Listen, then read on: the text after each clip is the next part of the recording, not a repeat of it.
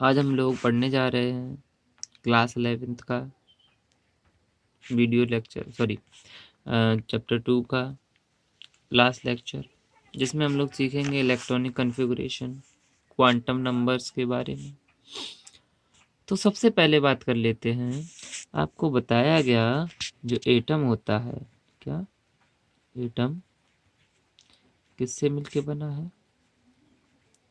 Sales से। और ये जो सेल्स होती हैं, सेल्स मिलके बनी होती हैं सब सेल से। और सब सेल्स आपकी ऑर्बिटल से मिलके बनी होती हैं। किससे मिलके बनी होती हैं? ऑर्बिटल से। और इन्हीं ऑर्बिटल्स में इलेक्ट्रॉन्स पाए जाते हैं। यानी इलेक्ट्रॉन कहाँ मिलेंगे हमें? एटम सेल से मिलके बना, सेल सब सेल से, सब सेल में होते हैं ऑर्बिटल्स, और इन्हीं ऑर्बिटल्स में इलेक्ट्रॉन्स पाए जाते हैं। तो यहाँ देख लेते हैं 1 मिनट के लिए। आपको सब सेल हमने बताए थे, या तो 1 2 3 से डिनोट करेंगे, किससे किससे 1 2 3 4 डॉट डॉट डॉट, है ना। या फिर आपको बताया था जो सेल से वो डिनोट करते हैं के L M N and so on. ठीक है। और आपके जो सब सेल्स होते हैं, क्या जो सब सेल्स होते हैं उनको हम लोग एस पी डी एफ से डिनोट करते हैं। किससे डिनोट करते हैं? एस पी डी एफ से। ठीक है। अब बात कर लेते हैं थोड़ी देर के लिए कि जो आपके सब सेल हैं, सेल्स हैं, सॉरी। तो पहले तो देखते हैं जो आपका के सेल है। ठीक है। ये हम इधर लिखे ले रहे हैं सेल्स एल एम एन। ठीक। के सेल में या इसमें अब लिखेंगे हम लोग यहाँ पे सब सेल को। किसको लिखेंगे? सब सेल को। यहाँ लिखेंगे ऑर्बिटल्स, ऑर्बिटल्स, और उसके बाद में लिखेंगे नंबर ऑफ इलेक्ट्रॉन्स। तो कैस के सेल में बेटा एक ही सब सेल होता है। कितने होते हैं? एक, जिसका नोट करते हैं हम लोग एस से। किससे नोट करेंगे सब सेल को? एस से। एल में 2 सब सेल होते हैं, एस और पी। एम में भी 2 होते हैं, 3, एस पी और डी। इसी तरह से एन में एस पी डी और एफ। हमने आपको बताया है कि जो सब सेल्स हैं, अब देखिए यहाँ पे एस सब सेल में एक ऑर्बिटल होता है, तो एक ऑर्बिटल हो गया। ठीक है। अच्छा, एस में एक, पी में 3 ऑर्बिटल होते हैं। ये आपको याद रखना पड़ेगा, बता देंगे ये कैसे होते हैं उसको भी। अभी आप इसको थोड़ा सा याद कर लो। पी में 3 ऑर्बिटल होंगे, तो टोटल ऑर्बिटल कितने हो गए? 4। इसी तरह से डी में 3 ऑर्बिटल हैं, तो एक एस में, सॉरी, डी में कितने ऑर्बिटल होंगे? 3 सब सेल हैं, एक एस में, 3 पी में और 5 डी में। तो कितना हो गया? 1 3 4 और 9। ठीक है। और इसके बाद में आपका आता है एन। यहाँ पे 4 सब सेल हैं, तो आपका पहले तो 9 आ चुका है इनका तीनों का सम। ठीक है। 9 और प्लस एफ में होते हैं 7। कितना हो गया? 9 और 7 16। तो आपने देखा कि जो फर्स्ट सेल है उसमें नंबर ऑफ ऑर्बिटल कितने हैं? 1। और दूसरे वाले में, एल वाले में 4, एम वाले में 9 और एन वाले में 16। अब यहीं पे हम इसका नंबर ऑफ इलेक्ट्रॉन की अगर बात करें तो ध्यान रखना हमेशा कि एक ऑर्बिटल में मैक्सिमम 2 इलेक्ट्रॉन्स रह सकते हैं। तो यहाँ कितने ऑर्बिटल हैं? 1 है, तो नंबर ऑफ इलेक्ट्रॉन 2। यहाँ कितने हैं? 4, नंबर ऑफ इलेक्ट्रॉन 8। इधर कितने हैं 18 और 32। अब आपको कुछ ध्यान आ रहा होगा, ये 9th क्लास में जब आपने इलेक्ट्रॉनिक कॉन्फ़िगरेशन पढ़ा होगा तो 2 8 18 32 वाला सिस्टम आता था। ये इसी तरह से हम लोग इसको कैलकुलेट करते हैं। अब अगर इंडिविजुअल एस और पी की बात करें तो यहाँ देखो एस में 2 इलेक्ट्रॉन, पी में कितने रहेंगे 6, यानी मैक्सिमम 6 एक से लेकर के, ठीक है। डी में इसी तरह से 1 से लेकर के 10 इलेक्ट्रॉन और इसमें 1 to 14, ठीक है। इतना समझ में आया। क्या देखा हमने अभी, एटम किससे मिलके बना है, सेल से, सेल सब सेल से, और सब सेल जो होती हैं वो ऑर्बिटल से मिलके बनती हैं। अब इधर सेल को हम लोगों ने के एल एम एन या 1 2 3 4 से डिनोट किया। उसके बाद में सब सेल को एस पी डी एफ से, ऑर्बिटल्स को हम लोग ऐसे ही डिनोट कर लेते हैं, अभी आपको बताते हैं। उसको थोड़ा डायग्राम की तरह से एक डब्बे जैसे बना लेंगे, ठीक है।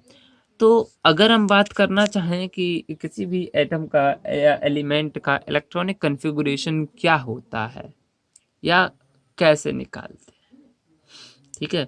तो इलेक्ट्रॉनिक कॉन्फ़िगरेशन के लिए सबसे पहले हमें ये बताना चाहिए इलेक्ट्रॉनिक कॉन्फ़िगरेशन क्या है। तो आप बता सकते हैं द क्या होता है, डिस्ट्रीब्यूशन ऑफ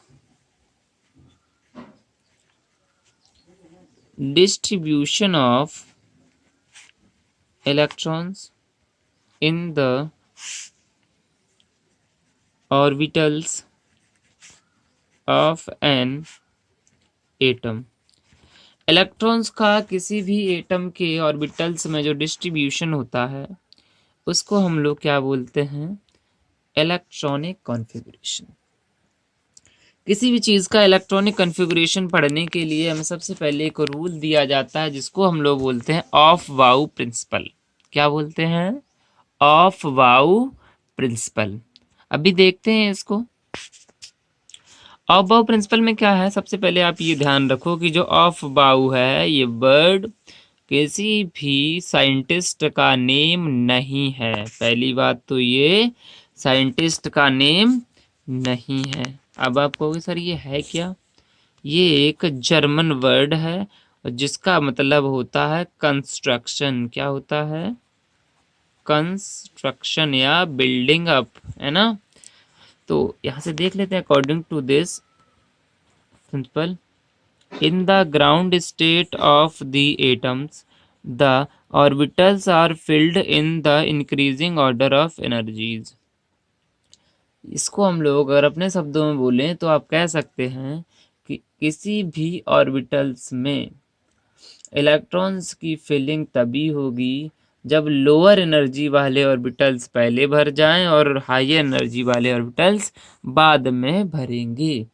या फिर इसको बोलें कि इलेक्ट्रॉन्स की filling lower energy level orbital से हायर एनर्जी लेवल ऑर्बिटल्स की तरफ बढ़ती है, ठीक है। तो इसके लिए एक छोटा सा डायग्राम दिया जाता है और इसके लिए एक सीरीज जो दी जाती है आपको वो ऑफ वाउ सीरीज कहलाती है। इसको हम चाहते हैं कि आप इसका स्क्रीनशॉट ले लें और इसको एज इट इज बना लें,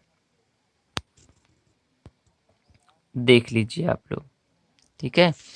ये क्यों है, हमने क्या किया इसको बनाते टाइम पे, ये ध्यान रखना सारे एक ही लाइन में लिखे हुए हैं। देखो 2 वाली लाइन में 2, 3 वाली लाइन में 3, 4 वाली में 4, है ना। अब जो एनर्जी लेवल बढ़ेगा वो इस तरह से बढ़ता है 1s से। 1s जो है उसका एनर्जी लेवल सबसे कम है, फिर 2s, फिर 2p, 3s, 3p, 4s, 3d, 4p, 5s, 4d, 5p, 6s, 7s, 4f, 5d, 6p, 7s, उसके बाद 5f, 6d, 7p, 8s। यानी अगर आपसे पूछे कि सबसे ज़्यादा हायर एनर्जी लेवल कौन सा है तो 8s वाला, और लोअर कौन सा है 1s, ठीक है। तो इसको एक सीरीज के रूप में हम लोग लिख लेते हैं। जो सीरीज आपको हमने यहाँ दी है देखिए आप लोग यहाँ से मिलाइए, इधर 1s लिखा है तो इधर भी 1s, फिर 2s, फिर 2p, 3s। देखिए आप लोग ऊपर से मिलाते रहिए 3s, ठीक है, 3p, 4s, 3d, 4p, 5s, 4d, 5p, 6s, ठीक है। तो इस सीरीज को आप अभी क्या करेंगे, इसका स्क्रीनशॉट ले लीजिए। अभी जब प्रैक्टिस करवाएंगे तो इसको अपने पेज के ऊपर लिख लेंगे, ये हम आपको लिख के दिखाएंगे। तो इलेक्ट्रॉन्स का जो सॉरी एटम्स का जो इलेक्ट्रॉनिक कन्फिग्रेशन है वो इसी सीरीज के बेस पे होगा, ठीक है। तो इस सीरीज पे बेस पे जब होगा तो इसको हम एक दो एग्जांपल्स इसके करके देखे ले रहे हैं। एक चीज और बताना चाहता हूँ इसी के साथ, इसको बोलते हैं ये वाला नोटेशन SAP, ये वाला, ठीक है। तो यहाँ पे SP क्या है, सब सेल हैं, और ABC जो है सुपर स्क्रिप्ट में वो क्या है, नंबर ऑफ इलेक्ट्रॉन्स हैं। ये कुछ एग्जांपल्स हमने आपको पहले से ही दे रखे हैं। सोडियम का 1s 2s 2p 3s है ना। तो इसके लिए हम क्या करते हैं, जैसे आपको अभी अबाउ सीरीज लिख लेते हैं, 1s 2s 2p 3s 3p 4s 3d 4p 5s 4p 5s 4d, ठीक है। अभी इतना ही लिखते हैं, इतने से ही हम लोग अभी काम चलाने वाले हैं अपना। तो अगर आपसे कह दिया है कि K19 का इलेक्ट्रॉनिक कन्फिगरेशन निकालिए, करते हैं। कैसे करेंगे, ये वाला ऑर्डर यही रहेगा, नंबर ऑफ इलेक्ट्रॉन कम ज़्यादा होंगे। 1s में कितने मैक्सिमम इलेक्ट्रॉन्स रह सकते हैं, 2, इससे ज़्यादा तो रह नहीं पाएंगे क्योंकि एक ऑर्बिटल होता है। फिर 2s कितने रहेंगे, 2 इलेक्ट्रॉन। फिर से 2p कितना हो गया, 2p। p में कितने इलेक्ट्रॉन रहते हैं, 1 से लेकर के 6 तक, तो यहाँ पूरे 6 दे दो इसको, ठीक है। 2p हो गया। उसके बाद में क्या आता है, 3s2 3p क्या आएगा, 6 4s। अब यहाँ पे थोड़ा सा हम लोग देख लेते हैं, इलेक्ट्रॉन्स को गिन लो पहले, 2 2 4 6 10 12 18। अब कितने की कमी पड़ रही है, हमारा 19 करना है, तो यहाँ पे s में कितने इलेक्ट्रॉन्स जाएंगे, 1 इलेक्ट्रॉन जाएगा।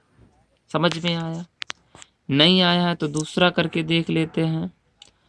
हम लोग एग्जांपल लिए ले रहे हैं F9 का, फ्लोरीन ले लो, ठीक है। फ्लोरीन ले लिया तो वही पुराना काम, 1s2 2 2s2 2p।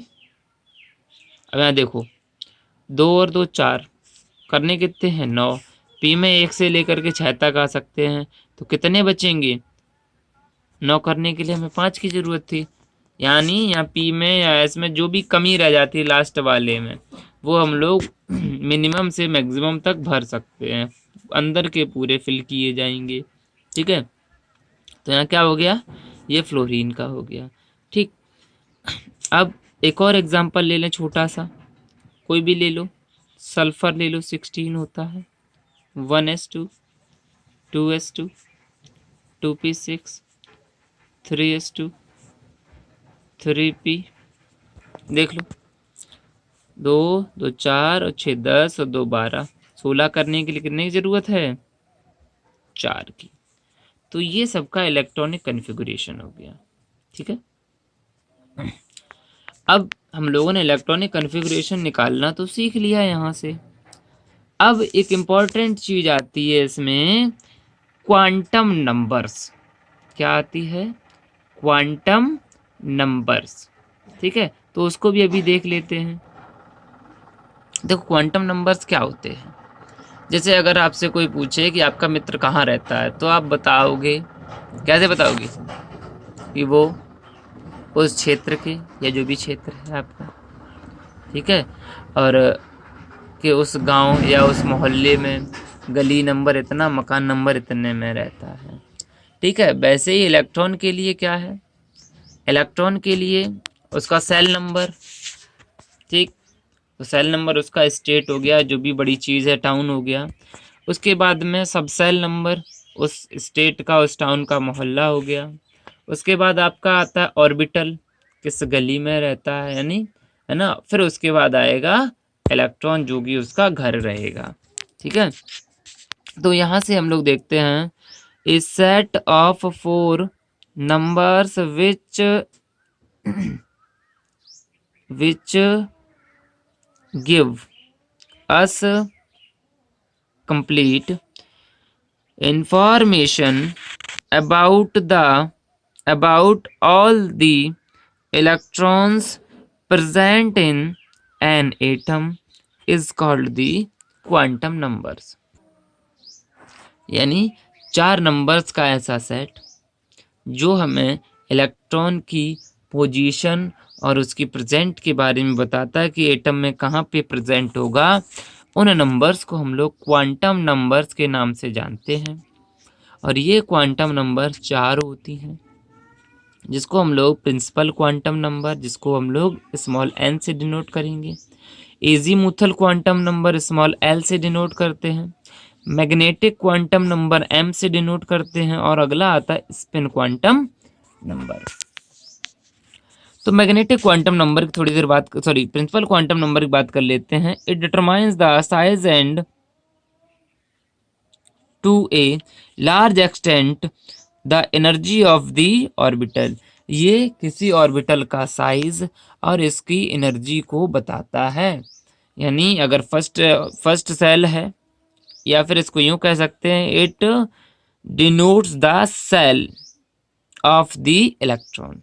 It denotes the shell of the electron. हम लोग इसको सिंपली n से डिनोट करते हैं। और n की वैल्यू कोई भी इंटीजर हो सकता है। मान लीजिए n इक्वल 1 2 3 4 कुछ भी ले लो, या फिर KLMN ले सकते हैं। ठीक है, n की वैल्यू कोई भी इंटीजर, n क्या डिनोट करता है, shell of the electron.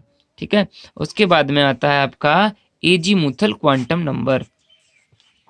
Azimuthal quantum number जो है वो सब सेल को बताता है। किसको बताता है, सब सेल को, कि इस सेल में कितने सब सेल होंगे। अब देखो, जो कि हम पीछे छोड़ चुके थे, हमने कहा था अभी आपको बाद में बताएंगे सब सेल कैसे आते हैं।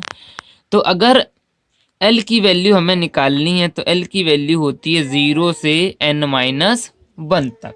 कहाँ तक होगी, 0 से n-1, यानी n से 1 कम कर दो तो L की वैल्यू मिल जाएगी। जैसे n इक्वल 1 हो गया, तो L इक्वल क्या आएगा, 0। क्या आएगा, 0। n इक्वल अगर 2 है तो L की 2 वैल्यू आएंगी। कौन कौन सी, 0 और 1। क्या क्या आएंगी, 0 और 1। यानी ये S हो गया और ये क्या हो गया, P। इसी तरह से n इक्वल 3, तो 0 1 2 3 वैल्यू हो गई S P D। n equal 4, तो L इक्वल क्या हो जाएगा, n इक्वल 4 है तो कितने सब सेल होंगे, S P D और F। यानी 0 से S को रिप्रेजेंट करो, 1 से P को, 2 से D को, और 3 से F को रिप्रेजेंट करेंगे। ठीक है, इतना समझो। जो भी हमने बताया आपको वो देख लीजिए, लिख भी दिया था हमने। Azimuthal quantum number is also represent sub shell of the orbital. आपको बताया वैल्यू ऑफ L 0 1 2 3 4 5 है ना। तो 0 के लिए S लगाते हैं, S यूज करेंगे, S सब सेल होगा। 1 है तो P सब सेल, 2 है तो D, 3 है तो F। ये बेटा ये जो है ये भी सब सेल होते हैं, लेकिन इनकी शेप एक्चुअल शेप पता ना होने के कारण हम लोग इनको स्टडी नहीं करते हैं। ठीक है, तो इन ऑर्बिटल्स की जो एनर्जी लेवल है वो किस तरह से बढ़ता है, सबसे कम एनर्जी S की, उससे ज्यादा P, उससे ज्यादा D और सबसे ज्यादा F की। और in the SPDF subcells the maximum number of electrons are 2, 6, 10, 14। आपको हम पहले ही बता चुके हैं मैक्सिमम नंबर ऑफ इलेक्ट्रॉन कैसे निकालते हैं। आपको बताया था कि जितने ऑर्बिटल्स हैं उतने उसके ठीक डबल इलेक्ट्रॉन होंगे, या फिर उसका एक फॉर्मूला होता है n²। क्या होगा, n²। यानी प्रिंसिपल क्वांटम नंबर का आप लोग स्क्वायर कर दो, उसमें नंबर ऑफ इलेक्ट्रॉन मिल जाएंगे। n की वैल्यू मान लीजिए 3 आई, कितनी आई, 3, तो 3 का स्क्वायर कितने हो गए, 9। यानी थर्ड सेल में क्या होगा, थर्ड सेल में 9 ऑर्बिटल हैं और इसमें 2 का अगर मल्टीप्लाई कर देते हैं तो हमें क्या मिल जाएगा, 18 इलेक्ट्रॉन। या फिर ऐसे बोल दो कि इलेक्ट्रॉन निकालने का जो फॉर्मूला होता है वो होता है 2n² और नंबर ऑफ ऑर्बिटल निकालने का n से तो n²। ठीक है, तो यहाँ तक आपको समझ में आया होगा। उसके बाद बात कर लेते हैं मैग्नेटिक क्वांटम नंबर, जो कि तीसरी क्वांटम नंबर है। इसको हम लोग स्मॉल n से डिनोट करें, स्मॉल m से, किससे, स्मॉल m से डिनोट करेंगे। It shows the behaviour of electron in a magnetic field for a given value of l। The possible value for m is +2l+1। यहाँ पे क्या होगा, 2l+1 का मतलब है कि m की वैल्यू, किसी l के लिए m की वैल्यू कितनी होगी। मान लिया हमने कि l इक्वल है 1, कितना है, तो m इक्वल क्या होगा, क्या होगा, हमने आपको बताया -1, 2l+1, पहले तो उसमें रखो वैल्यू 2l+1, 2, उसके बाद l कितना है 1 + 1 कितना हो गया 3। ये क्या हो गए आपके ऑर्बिटल्स, क्या हो गए ऑर्बिटल्स। आपको पहले भी हमने दिखाया है कि l बराबर अगर आपका 1 है तो 2 ऑर्बिटल होंगे s और p। ठीक है, और उसमें 2 सबसेल होंगे s और p। ऑर्बिटल कितने होंगे, एक s का और 3 इसके, सॉरी ये कुछ गड़बड़ हो गया, सॉरी वो गलत हो गया थोड़ा। तो यहाँ पे क्या होगा, m की टोटल वैल्यू निकलेंगी, कैसे निकलेंगी वो आप देख सकते हैं। ठीक है, l बराबर आपने 1 लिया तो m की वैल्यू आएगी -1, 0 और +1। 2 लेते हो -2, -1, 0, +1, +2। तो यहाँ हमने लिख भी दिया है m इक्वल, m की वैल्यू कैसे आएगी, -l से +l इंक्लूडिंग 0। ठीक है, एक समराइज किया है इन्हीं सबको, हम देख लीजिए इधर क्या करेंगे। Value of l 0, 1, 2, 3, 4, 5। ठीक है, सब सेल नोटेशन 0 से s, 1 से p, 2 से d, f, 3 से है ना नोटेशन कर दिया। नंबर ऑफ ऑर्बिटल s में 1 होता है, p में 3 होते हैं और d में 5, f में 7, g में 9 और h में 11। इस तरह से आपके ऑर्बिटल्स हो गए। ठीक है, तो इसकी डेफिनेशन को इतना ज़्यादा रटने की ज़रूरत नहीं है, अभी आपको जो प्रैक्टिस करवाएंगे क्वांटम नंबर्स की जो वैल्यू निकलवाएंगे वो ज़्यादा ज़रूरी है। तो लास्ट है आपका spin quantum number. It explain the spin of electron in an orbital. ये किसी इलेक्ट्रॉन का जो स्पिन है ऑर्बिटल में वो डिनोट करेगा कि स्पिन क्लॉकवाइज है इस तरह से या फिर एंटी क्लॉकवाइज है। ठीक है, ऐसा क्यों होता है, क्योंकि इलेक्ट्रॉन सेम चार्ज होते हैं और उनके रिपल्सन को कम करना है तो स्पिन एज पॉसिबल एज दूर दूर हो जाएं, और अगर रिवर्स में चलने लगते हैं एक दूसरे के, एक सीधा एक क्लॉकवाइज एक एंटी क्लॉकवाइज, तो जो रिपल्सन है वो कम हो जाएगा। अब एस की वैल्यू जो है वो देखिए किस तरह से डिनोट करते हैं। If the spin of electron is clockwise then s equal +½ plus half लिखते हैं। If the spin of electron is anti clockwise then s equal -½ अब हम लोग क्वांटम नंबर्स निकालने की प्रैक्टिस कर लेते हैं, उसके बाद में पढ़ते हैं आगे। चलिए एक एग्जांपल हम आपको दिए दे रहे हैं, यहाँ से आपने एग्जांपल ले लिया फास्फोरस का। अब इसमें जितना पढ़ चुके हैं सारा कुछ यूज कर लेंगे। फास्फोरस का 15 होता है। सबसे पहले इसका इलेक्ट्रॉनिक कन्फिगुरेशन क्या निकालेंगे, तो 1s2, 2s2, 1s2, 2s2, 2p6 कितना हो गया 10, 2p6 10 हो गया। अब आपको कितना भरना है, 5 और इलेक्ट्रॉन चाहिए। 3s, 2p के बाद 3s2 और फिर 3p3। ठीक है, आपने ये देख लिया। तो इसमें सबसे पहले आपको निकालनी, आपने इलेक्ट्रॉनिक कन्फिगुरेशन कर दिया। अब आपको क्या निकालना है, इनका क्वांटम नंबर। तो एन सबसे पहले क्वांटम नंबर कौन सा होता है, एन, एल, एम और एस, इन चारों की वैल्यू आपको कैलकुलेट कर, एन की वैल्यू देखिए तो इसमें जो सबसे बड़ा 1 2 3 इनमें से जो भी बड़ा होगा वही एन की वैल्यू, तो यहाँ 3 सबसे बड़ा है तो एन की वैल्यू क्या होगी 3। ठीक है, अब आपसे बोलते हैं एल की वैल्यू निकाल लो, क्या होती है n-1, तो 3 - 1 बराबर 2, यानी कौन कौन से सबसेल होंगे, कौन कौन से होंगे, एक तो 0 हो गया, एस पी और डी, 3 सबसेल हो जाएंगे। तो आप इसको इतना ही रखिए, कंफ्यूजन क्रिएट हो जाएगा। एल बराबर n-1, यानी एल की वैल्यू क्या आ गई 3। अब आपसे कहते हैं कि एम की वैल्यू निकालो, तो एम की वैल्यू आपको पता है -L से +L इंक्लूडिंग 0।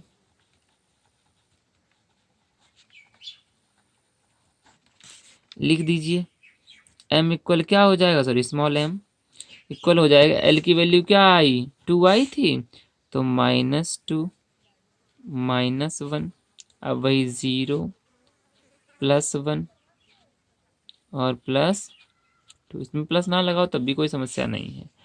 अब आप बात करते हैं s की वैल्यू में, जहां पे बच्चे गलत कर जाते हैं। सबसे पहले उसने कह दिया कि लास्ट इलेक्ट्रॉन की electronic last electronic quantum numbers हमें पता करनी है। तो यहाँ देखिए कौन सा ऑर्बिटल आया लास्ट में, p आया, कौन सा आया p। तो s की वैल्यू निकालने के लिए सबसे पहले हमें p ऑर्बिटल बनाना, p सबसेल बनाना है, और p सबसेल में कितने ऑर्बिटल होते हैं 3। p सबसेल में कितने इलेक्ट्रॉन्स दिए गए हैं वो देख लेते हैं, 3 इलेक्ट्रॉन दिए गए हैं, तीनों सेम स्पिन वाले अलग अलग ऑर्बिटल में भरो, इसका भी एक रूल है इलेक्ट्रॉन भरने का, अभी आपको बता रहे हैं। ठीक है, इलेक्ट्रॉन भरने का पॉलीज रूल है, वो भी आपको बताएंगे। अब यहाँ देखिए ये सारे के सारे जितने क्लॉकवाइज स्पिन होते हैं उनमें एरो का हेड जो है वो ऊपर की तरफ रहेगा। ठीक है, अगर एंटी क्लॉकवाइज होगा नीचे की तरफ, इसका मतलब है कि जो एस की वैल्यू है क्लॉकवाइज के लिए क्या आती थी +12। ठीक है, हो गया। एक और एग्जांपल आप लोग देख लें थोड़ा सा, तो ज़्यादा बेटर रहेगा मेरे हिसाब से। तो यहाँ पे हम लोग लिखे ले रहे हैं एग्जांपल, ले लो अगला एग्जांपल ले लेते हैं हम लोग, क्या ले लें, ऑक्सीजन ले लो, O8 ले लिया। O8 जब आप लोग ले लेंगे तो यहाँ करेंगे इसका कन्फिगुरेशन, क्या करेंगे 1s2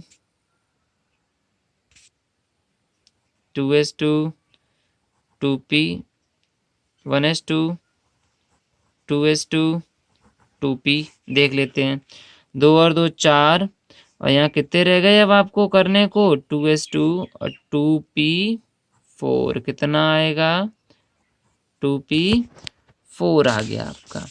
तो 2p4 आपने कर लिया।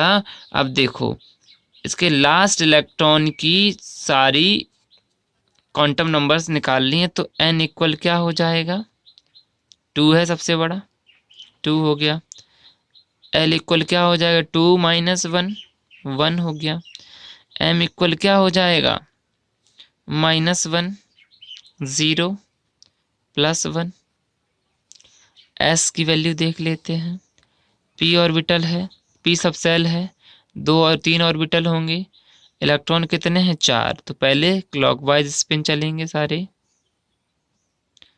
ठीक है, चल गए, उसके बाद में चौथा वाला इधर आएगा, फिर इसका रूल है पाउलीज एक्सक्लूजन रूल। ठीक है, ये अभी आपको हम बता रहे हैं। तो देखिए पाउली और हुंड का रूल अभी आपका रह गया, वो अभी आपको पढ़ाने जा रहे हैं, इसको पहले समझ लो सिर्फ। तो यहाँ पे ये क्या हो गया एंटी क्लॉकवाइज आया, दैट मीन्स एस की वैल्यू हो जाएगी -12। ठीक, आप लोग प्रैक्टिस करेंगे इनकी, और इसी के साथ में भी हमारे 2 रूल और बचे हैं, उनको और देख लेते हैं। ये अगला रूल पाउलीज एक्सक्लूजन प्रिंसिपल, ये प्रिंसिपल हमें बताता है no 2 electrons in an atom can have the same set of 4 quantum numbers. किसी भी एटम के 2 electrons, no 2 electron the same atom can have, दो इलेक्ट्रॉन की चारों क्वांटम नंबर सेम नहीं होंगी। मान लेते हैं थोड़ी देर के लिए, अगर किसी भी सेल या किसी भी दो इलेक्ट्रॉन की एन, एल और एम की वैल्यू सेम है, एन, एल और एम की वैल्यू सेम है, तो एस की वैल्यू जरूर अलग होगी। ठीक है, वो कैसे अभी दिखाते हैं। दूसरा इन्होंने ये बताया ओनली टू इलेक्ट्रॉन में exist in the same orbital, यानी एक ऑर्बिटल में सिर्फ दो ही इलेक्ट्रॉन रह पाएंगे। ठीक, and electron must have the opposite spin, और इलेक्ट्रॉन जो है उनके स्पिन अपोजिट रहेंगे। तो यहाँ आपने देखा कि दो इलेक्ट्रॉन एक ऑर्बिटल में रहेंगे और उनकी स्पिन जो है वो अपोजिट रहेगी, दैट मीन्स एक क्लॉकवाइज दूसरा एंटी क्लॉकवाइज। ठीक है, तो हुंड्स रूल को भी देख लेते हैं। According to this rule, pairing of electron in the orbital belonging to the same subshell has got one electron, यानी किसी भी इलेक्ट्रॉन की पेयरिंग किसी सेम सबसेल में तब तक नहीं होगी जब तक सारे ऑर्बिटल्स में एक एक इलेक्ट्रॉन ना पहुंच जाए। थोड़ी देर के एग्जांपल ले लेते हैं। ऐसे ही देख लो कि डी में मान लो यहाँ पे 6 इलेक्ट्रॉन हैं, डी में कितने हैं, D6, 5 ऑर्बिटल होते हैं, 1 2 3 4 5 हो गए। तो एक इलेक्ट्रॉन पहला, दूसरा, तीसरा, चौथा, पांचवा, यानी सारे क्लॉकवाइज हो गए। ठीक है, और सारे ऑर्बिटल में एक एक इलेक्ट्रॉन चला गया। ऐसा नहीं होगा कि आपने यहीं यहीं भरने लगे, आप ऐसा नहीं करेंगे कि पहला दूसरा, ये नहीं चलेगा। क्या होता है, वुंड रूल हमें बताता है कि इलेक्ट्रॉन की पेयरिंग तब होगी जब सारे ऑर्बिटल्स में एक एक इलेक्ट्रॉन पहुंच जाता है। तो छठा इलेक्ट्रॉन यहाँ आएगा, 7th यहाँ आएगा, 8th यहाँ आएगा। ठीक है, इस तरह से हम लोग करेंगे पेयरिंग। अब जो पॉली का प्रिंसिपल है उसको और एक बार देख लेते हैं। अगर मान लो थोड़ी देर के लिए किसी भी ऑर्बिटल में दो इलेक्ट्रॉन हैं, ठीक है, ये हमने मान लिया किसी एलिमेंट के लास्ट सेल में दो इलेक्ट्रॉन हैं, लास्ट ऑर्बिटल में। अब देखो उन्होंने कहा कि सेम एटम के दो इलेक्ट्रॉनों की चारों क्वांटम नंबर्स की जो वैल्यू है वो सेम नहीं होगी। वो कैसे नहीं होगी उसे और देख लो। मान लिया n equal 0 for first electron, लिख लो n इक्वल 0, तो l इक्वल भी 0, यानी n-1, that mean 0, sorry n-1 होता है तो 0-1 0 हो जाएगा।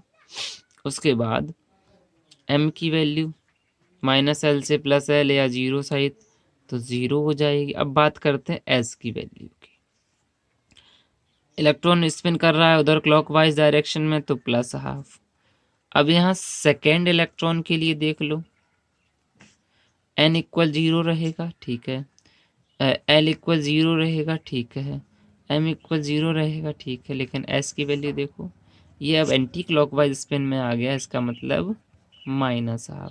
तो पॉली रूल बताता था हमें चारों इलेक्ट्रॉन चारों क्वांटम नंबर्स की वैल्यू सेम नहीं रहेंगी, वो आपको सामने दिख रही। या फर्स्ट इलेक्ट्रॉन के लिए जो 3 वैल्यू थी 0 0 0, एस की वैल्यू +12 आई। इधर सेकेंड के लिए 0 0 0, एस की वैल्यू -12 आई। आशा करते हैं आप लोग इसको लेक्चर को देखेंगे और इसकी प्रैक्टिस करेंगे, और बेटा जितनी ज़्यादा प्रैक्टिस कर लोगे उतना ही ज़्यादा अच्छा आप इसको समझ पाएंगे, और ये पूरी केमिस्ट्री के लिए रीढ़ की हड्डी की तरह काम करेगा। और आप लोग जुड़े रहिए मेरे साथ। मैं हूं विमलेश कुमार, आपके प्यारे इस चैनल द केमिस्ट्री वर्ल्ड पे।